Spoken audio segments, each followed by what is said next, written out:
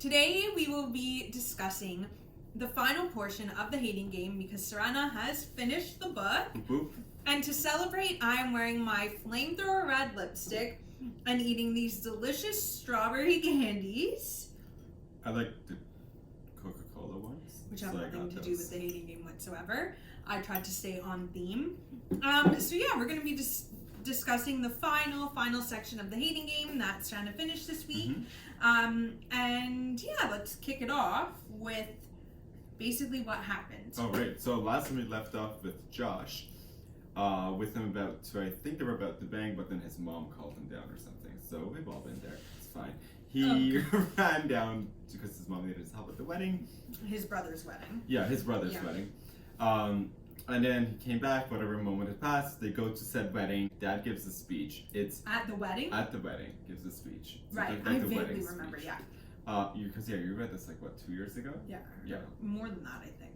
Like we were we were engaged, so like 3 years ago? Yeah. I read it last week and I have goldfish memory, so this is going to be a lot rough. But yeah, so the dad gives this savage speech in which he, at one point I believe, implies he only has one son in a subtle way. Right, I remember. And then all these jabs and about... Lucy's pissed, right? Oh yeah, Lucy's super pissed and being like, what is wrong with your father?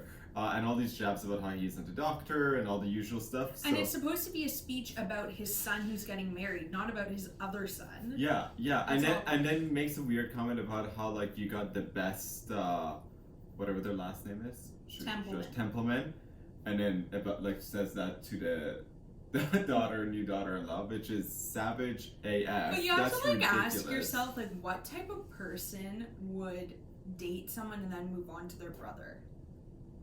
Weirder things happen. I mean, weirder things happen, but like that to me is villain status in a book for sure, 100%. Yeah. Like, and it's funny, she's not and even her that bad. name's Mindy, isn't it? Yeah. But she's not even that bad. Like, she's all right, actually. She's, like, a nice enough person, and they met kind of, like, naturally. I mean, obviously... Lucy and Mindy? Yeah. Well, no. Josh's brother and Mindy. Well, did they meet through Josh? Obviously through Josh. So that's not natural at all. That's awkward. I don't think he broke up with him to get with the brother. It's not like, he started to fall in love, and then they fell out. Like, they broke, if I recall correctly, they kind of broke up, and then she had some left, for some reason, she had some ongoing interaction with the brother, for something kind of legitimate, and then they kind of fell for each other there, and whatever, so... Okay. It's not as, like, villainous as... So, but prior to this, like, at some point in the wedding, Lucy meets Josh's mom, and is that... Because there's a part where Lucy's, like, nervous about meeting Josh's mom, and Josh says she's going to love you, absolutely love you. She'll say she wants to keep you forever. So I thought that was really cute. I knocked that off, Something happens that, like, essentially Lucy suddenly finds out from someone that, she makes a little comment when, like, Josh is in the washroom or something. They're separated for some reason for a second at the wedding. Never a good thing. Never a good thing. To be separated from your date at a wedding. Yeah, and the whole time she's wondering Do not get separated. Yeah, and the whole time she's wondering why she's getting all these weird looks from people. Like, people keep giving her weird looks, almost like sympathetic looks, and she's like, what's wrong with everyone?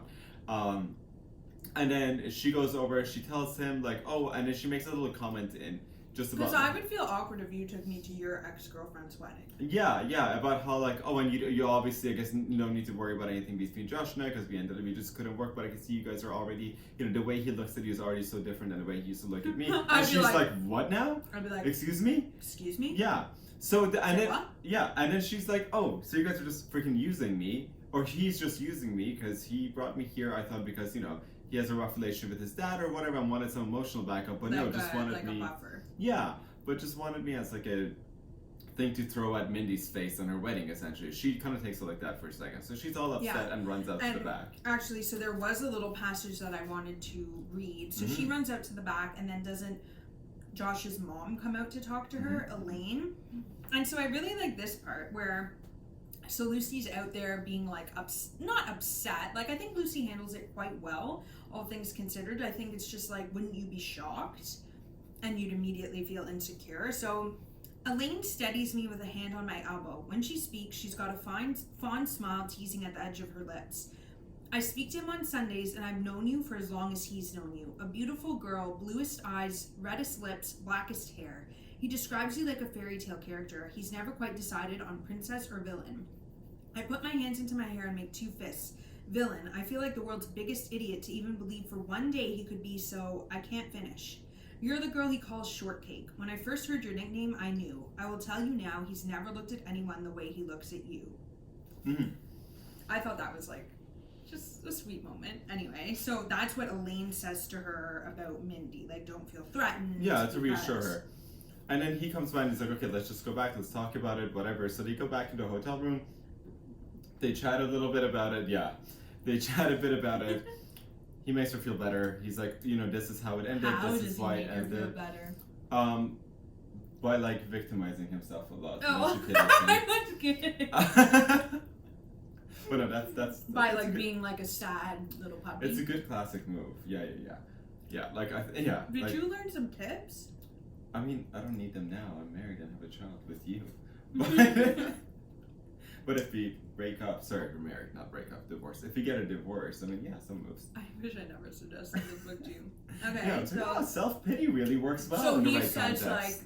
I am just a lost boy. Yeah, and I you know, I've always been so blah blah blah with you, and you didn't come here for just this reason, and look at my body.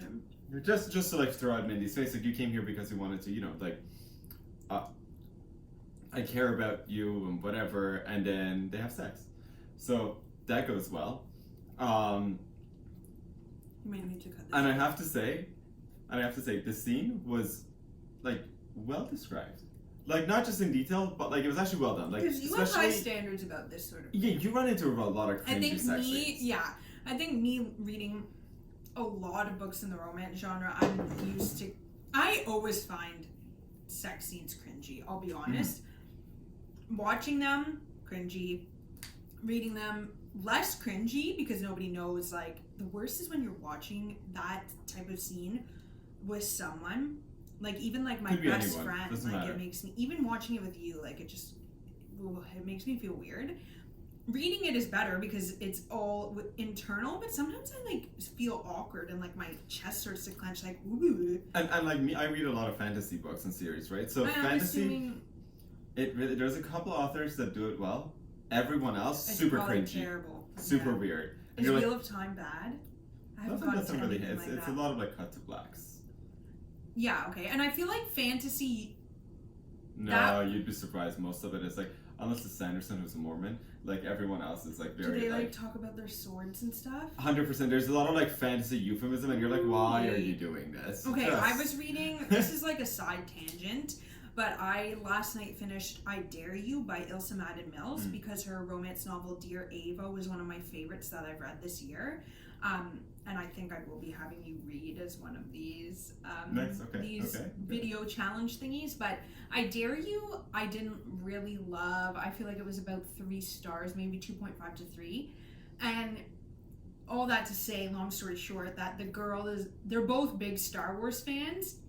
And so when they're finally like doing the deed, they make a lot of references to like lightsabers and like He-Man's sword. And I was just like, I feel like that's the type of thing, if it happened in real life, like it'd be funny and like, you know, like in the moment, whatever, you say funny things sometimes or flirty, but not really. Like I'm an awkward flirt, I think, so I might say something to you that's intentionally funny, like awkward and funny on purpose. Yeah. But like when you're reading it, that's the thing though, reading it in a romance novel like that, you know they're intending to be funny and quirky.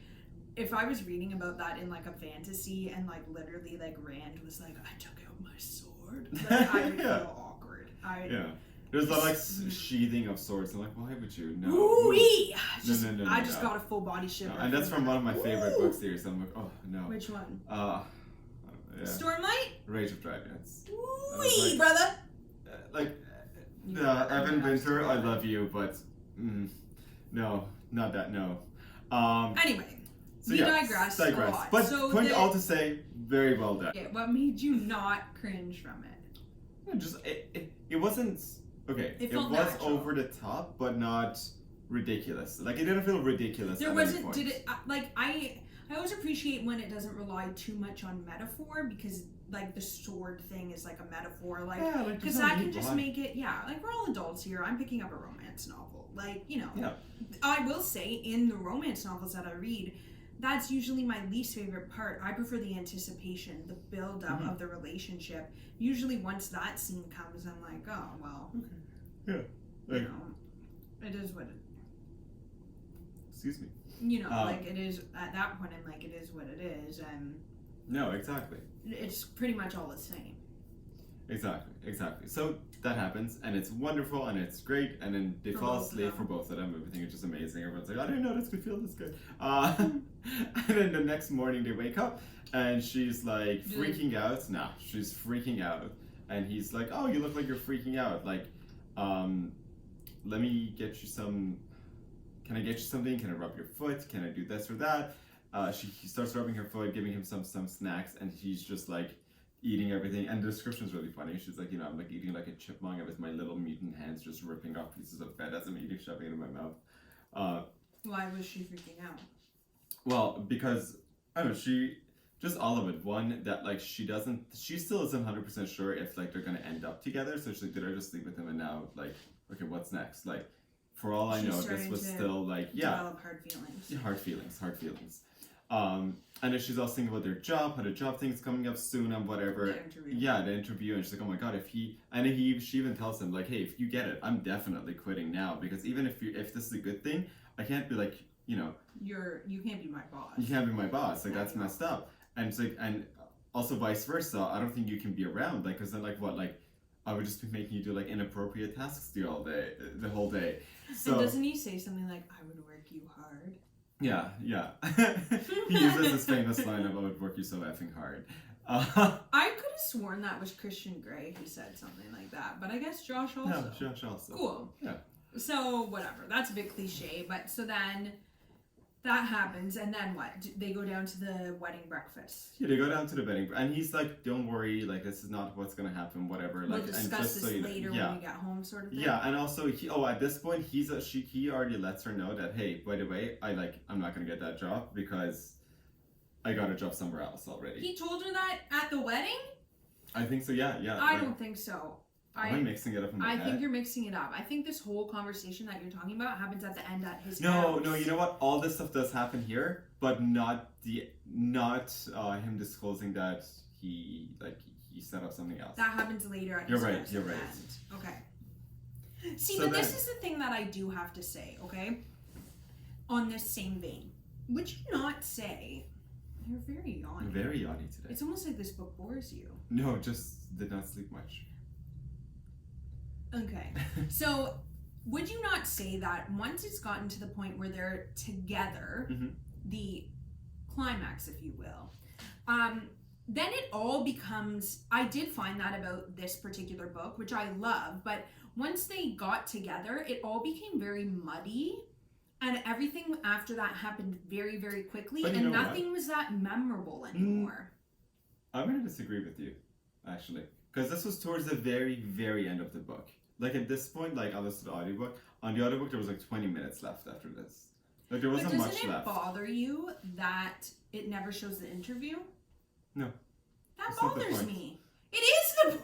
No, but it's not. Like, that's the B plot to their romance. But still, like, we never saw what happened with her ebook why is it boring then? You don't get, like, okay, they're together, everything is good, and then also, like, what, like, have extra, like, 50 pages of, like, and this how the interview went, and this is the ebook is nice. Okay. Was she gonna get the job anyway? She definitely was. Like, they made it clear. Over Josh. Oh no, we'll never learn that even by the start of the But that's what I want to know is like how good was her interview either way. Honestly, if I were Lucy, I'd be kind of pissed. I'd be like, so you left and I got the job by default, not because I had the merit. Doesn't matter. Oh God. What's wrong with me today? How much coffee did you add? Not much, actually. I had a little bit that you said, if I'm really good, you'll make me another 4 cups. But I just had to say. But it wasn't good, I guess, because I only got a little bit of your leftover coffee. And I'm supposed to make you coffee. No, you just said. You said, you can make your own coffee, I can definitely make my own coffee. But I didn't want to ruin your measuring of how good I am by just going to make This video is literally like an on-fire trash.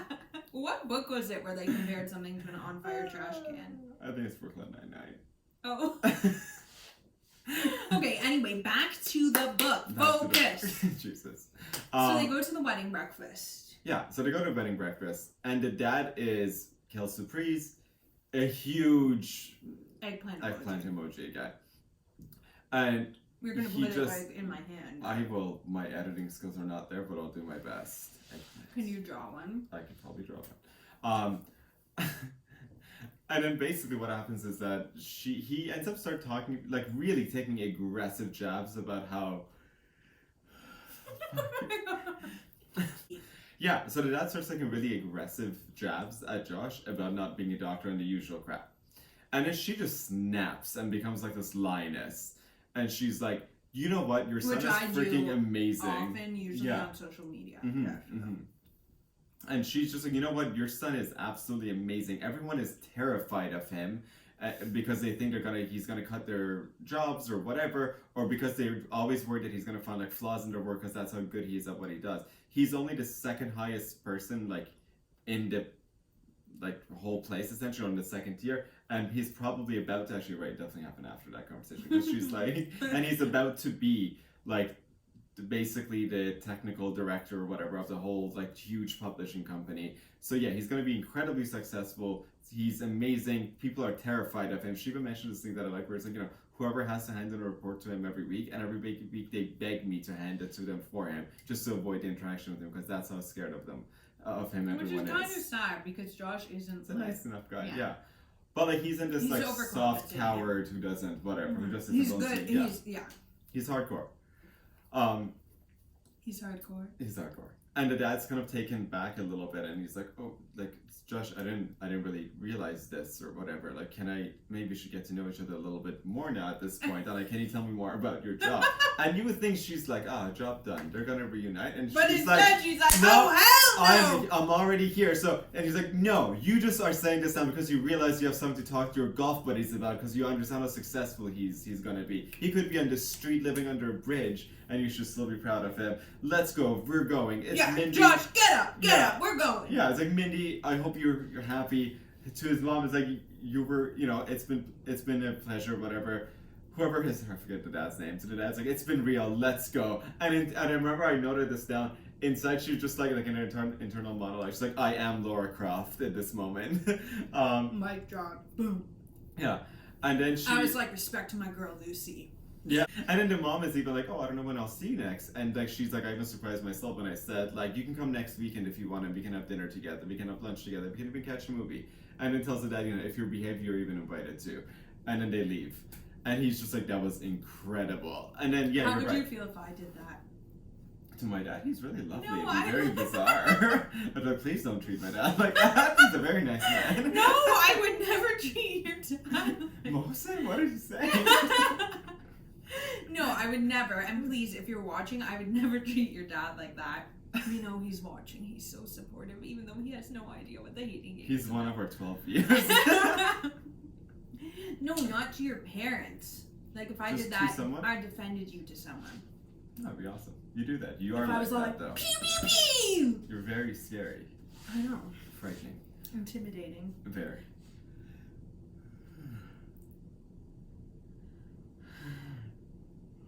Why? Okay. So they're driving home.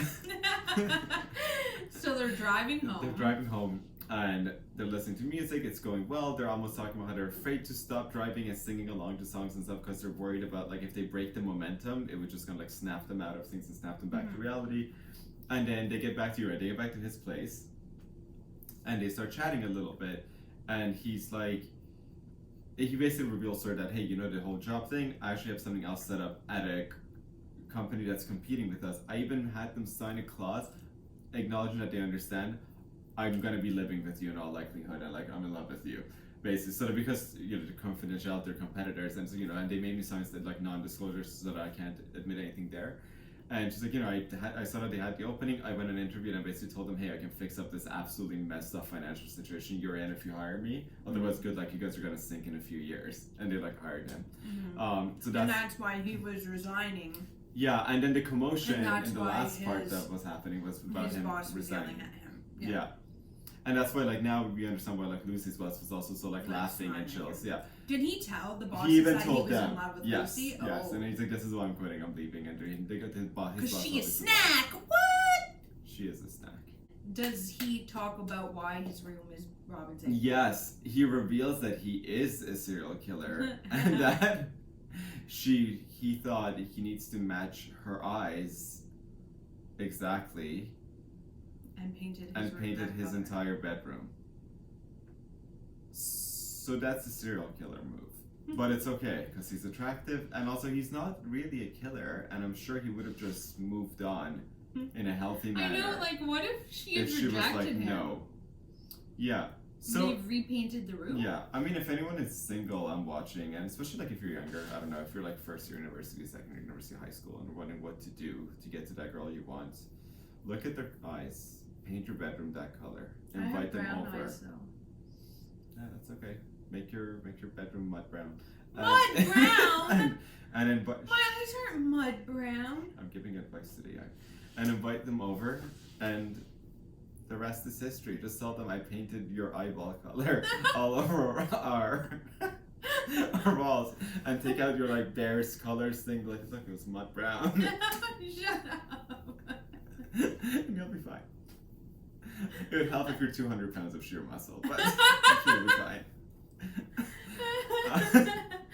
No, but actually, I'm actually honestly a big fan of this couple, and I like all their like back and forth, all their little like the way they communicate, her internal monologue while what their dialogues bugs me are though is that the Love whole it. time they're so honest with each other and everything, and then when it comes time for like Lucy to be like, "I love you," like it takes her so long. Yeah, because he's kind of like not admitting it until she does. Yeah, a little bit, and then she finally admits it, and he's like, "Well, yeah, that's how I feel about you," and they're like. Really? And I'm like, really, folks? I think at this point, we all knew this was going to be happening. But honestly, overall, this book, I really, really enjoyed it. It was a lot of fun. There was so many of the parts where I was laughing out loud, or I was sending lines to you and texting and be like, ooh, I want to remember this. I like this. So, like, it was really, really well done, especially for someone's first, like, major book. Really, really well written. Should we read the text that you sent me? Yeah, so I just didn't want to forget some of the finishing it? lines, so I was texting Janille. These are the texts. Okay.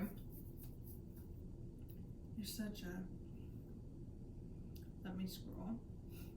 We send each other a lot of texts, or We people live like together for we text and so much. How does one transition back into reality? Yeah, okay. I actually really like that line.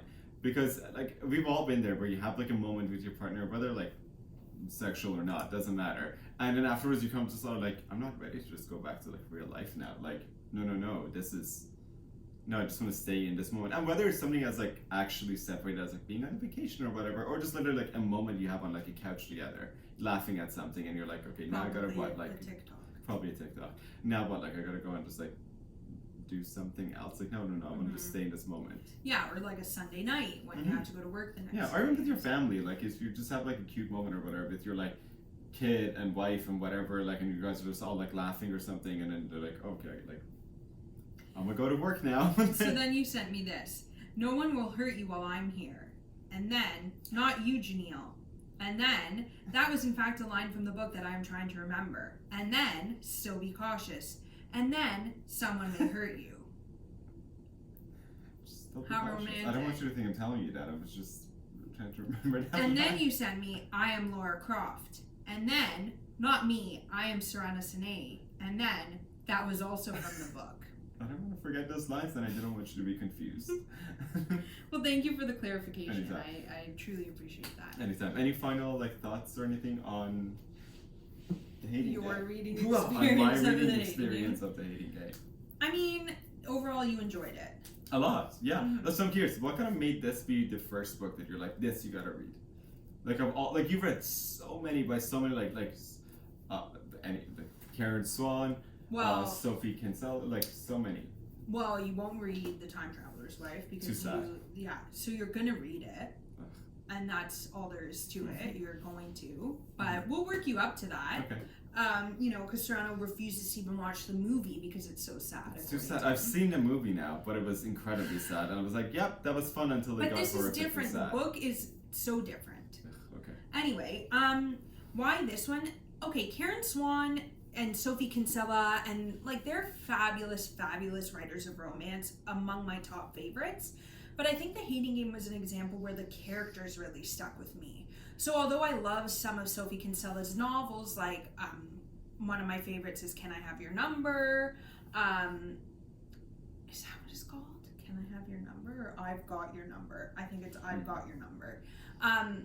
You know, I love I Owe You One. Like Karen Swan's books, like Christmas at Tiffany's, are fabulous, but the relationship between the characters and the couple like never is what stood out to me. And I didn't feel as attached to those characters as I did to Lucy and Josh. And I would keep coming back to thinking of The Hating Game as like a really good example of a romance where the characters aren't just cardboard cutouts. They're not just, you know, blank slates for the reader to put themselves into. They have distinct personalities of their own. Like, although I do identify with Lucy in a lot of ways, it's incidental. It's not because Sally Thorne has created, you know, a Bella Swan type character who has no personality because I'm supposed to put myself as the reader in her position. Lucy and Josh are fully fleshed out. They're their own people. They're unique characters, and it's that uniqueness and the way they talk and the way they feel that I think makes this book great. Not even so much the premise of the book or anything that happens in it. I think what makes The Hating Game a strong romance is the dialogue and the interaction between the characters, and Lucy's really, really strong narrative and first person narration, because she has a very distinct narrator's voice. Yeah, and that's what I enjoyed the most about it as well. Like her view of it, of everything. Josh, I thought it's funny, she but thinks still. through Lucy's eyes. Yeah, exactly. And she doesn't feel just like she could be anyone. She is Lucy. Yeah.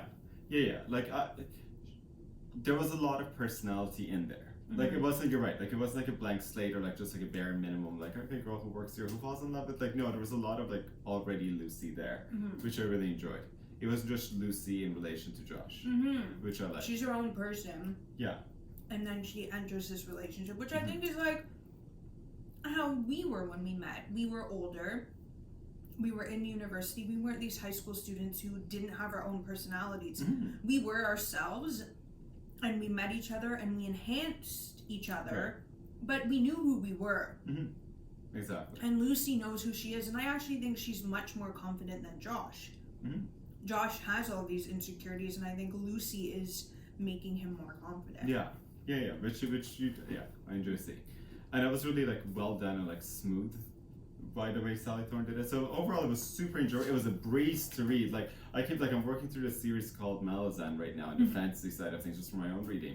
And it usually takes me 5-6 days to finish a book. Like if I'm just going like okay, this is the only book I'm reading right now. Like a big fantasy book. Like this a would big take fantasy. you 2 days. 2 days. Like, but like a big like Bible looking fantasy like book. Wheel of Time would take you 2 days. Eye of the World. Eye of the World 2-3 days, yeah.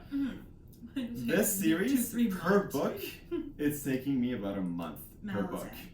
It's insane. So this is kind of a good palate cleanser. Yeah, so I'm excited for the next one. You know, at least your Goodreads reading count is still going up. Thank God. So I'm excited for the next one now. I think it's well timed that we're doing these videos because The Hating Game is the perfect book to bring with you to a beach. Oh yeah, it's a very fun, nice breezy. Not that any of us are really going anywhere, but if you're going to a cottage or taking some time off work for the summer or whatever, get vaxxed.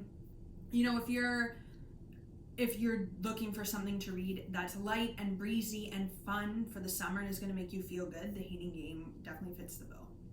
Yeah, absolutely. And also the movie should be coming out soon. I don't think it's in post-production, but definitely when it comes out, we will for sure watch it and do a video on that, because I'm very, very interested to see how Lucy Hale is as Lucy. I think she'll be great. The guy looks very friendly.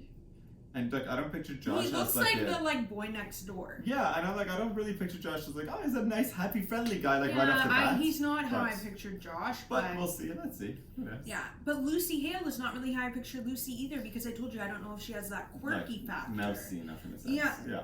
We'll see. Yeah, I'm glad it's becoming a movie, because stupider movies have been made. You know, like this is a great story. It's a good rom-com. It'll be a good rom-com. Yeah, awesome. All right, next I'll be reading Punk Punk 57 by Penelope Douglas, which is a pretty like kind of taboo romance. I heard you're basically like, the way you told me is that it's basically an abusive relationship, but you know. But you suspend your disbelief or whatever, you know, because it's a romance. You liked Credence by Penelope Douglas. I would say Punk 57 tones down the taboo a little, but the Credence relationship between the characters is probably more fiery. Okay. Ooh. Okay. Fine. Yeah. Credence. Like again, I've said before. Like I think anyone, all those characters, everyone should go to jail if that was any kind of reality. Yeah, but it's not. But since it's not, and it's just like fantasy. So should Josh in some way. And yeah, exactly. Watch but since other it's just videos if you want to. Yeah. My continued thoughts on that elevator scene. Yeah, my continued thoughts of him being a psycho killer. Yeah. But. Anyway, thank you so much for going on this journey with us. It's been very with fun. Sourena reading The Hating Game. We will be back soon with another video on Wheel of Time, The Eye of the World, because I'm still plugging along and enjoying it, and really appreciate all your comments and everything. It like warms our heart whenever we see a comment. It's so sweet that anyone is caring to watch these videos. So yeah, we'll see you next time. Bye. Bye.